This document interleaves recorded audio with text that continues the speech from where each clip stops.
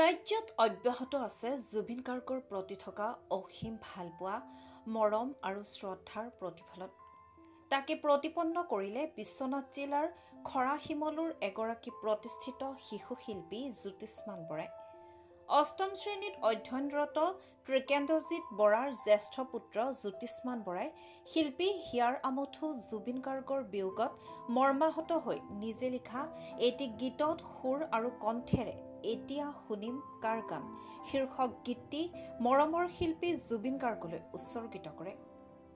এই উপলক্ষে অনুষ্ঠিত শ্ৰদ্ধাঞ্জলি আৰু গীত উন্মোচনী সভাত নিশা অঞ্চলটোৰ শতাধিক জুবিন অনুৰাগীৰ উপস্থিতিত গীতটিৰ শুভ উন্মোচন কৰে বিশ্বনাথৰ জ্যেষ্ঠ সাংবাদিক তথা অখিল ভাৰতীয় পত্ৰকাৰ মহাসভাৰ ৰাজ্যিক সভাপতি প্ৰকাশ কায়স্থই।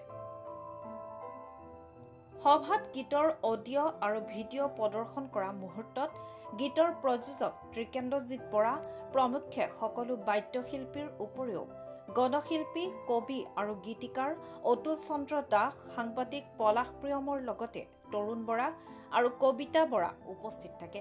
উল্লেখ্য যে আজিৰ পৰা উক্ত গীতটি ইউটিউবত জ্যোতিষ্মান বৰাৰ গীত হিচাপে উপলব্ধ হ'ব বুলিও জানিবলৈ দিয়ে প্ৰযোজকে।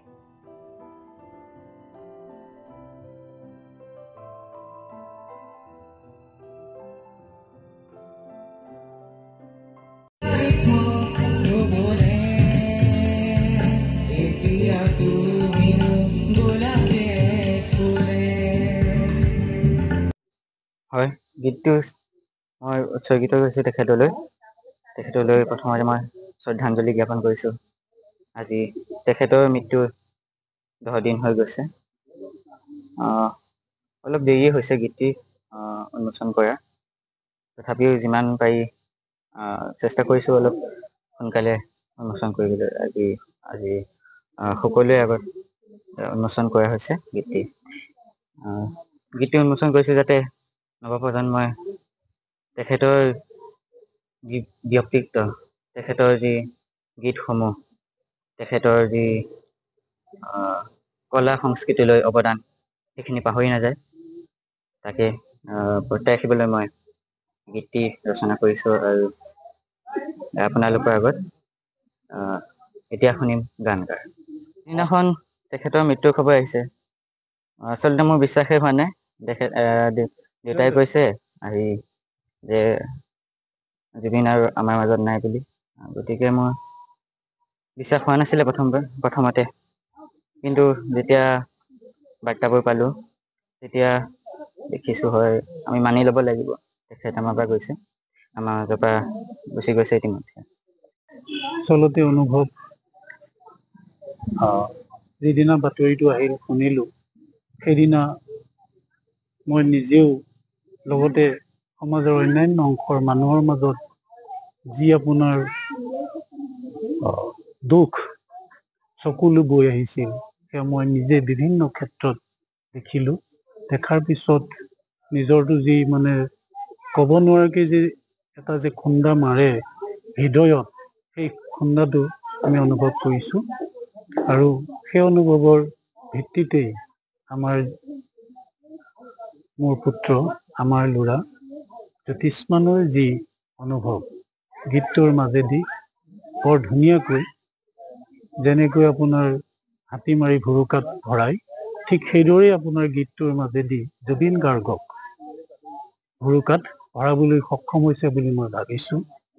তাত এটা বিৰাট ডাঙৰ কথা তেওঁ উল্লেখ কৰিছে, সেইটো হৈছে যে অসমৰ কথা ভাবি, অসমীয়াৰ কথা ভাবি তেওঁ মায়ানগৰী এৰি থৈ আহিছে।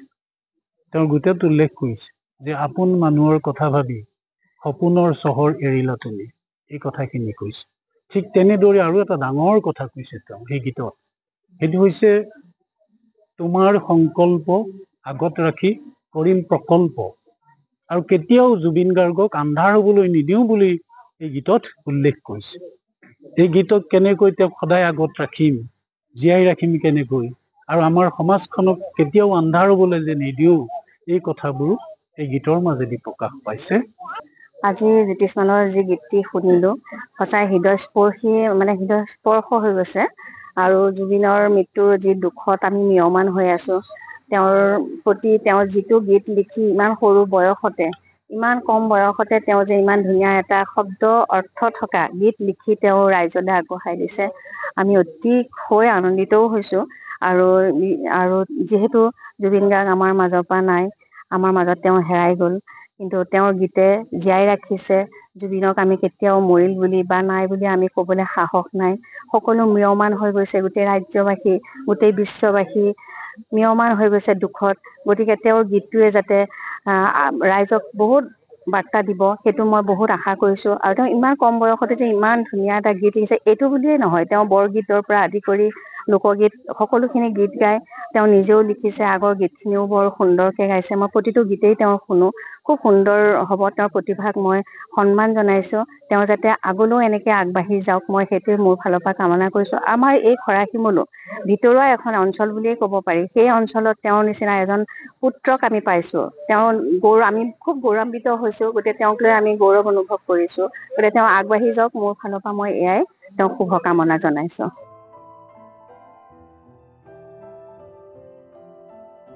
বিশ্বনাথৰ পৰা ৰমেশ চন্দ্ৰ চৰেণৰ ৰিপৰ্ট, মহাজাতি 24 লাইভ।